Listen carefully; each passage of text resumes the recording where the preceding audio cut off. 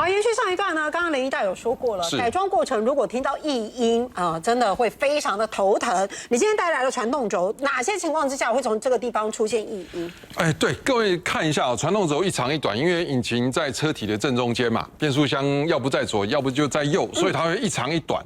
那什么时候会需要动到传动轴呢？第一个就是比如说使用年限到了啊，这个防车套。这防车套破掉了啊，我们需要换新。那它不可能在上面换，它一定要整组拆下来。拆下来，你拆装有没有问题？第二个就是在比较早期一点，很多人喜欢把自排就开起来没有感觉，改手排变速箱。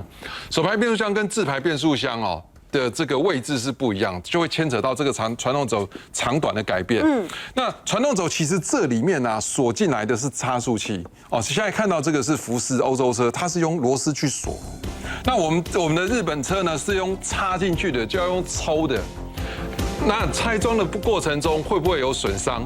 你修好以后，这个传动轴的本身的平衡有没有做好？然后呢，传动轴它的作动大概是这样，悬吊的上下，然后龙头的左右，所以你看它这么多关节，终于你看它还可以伸缩哦。对啊，所以它变成它可是它只要产生声音的。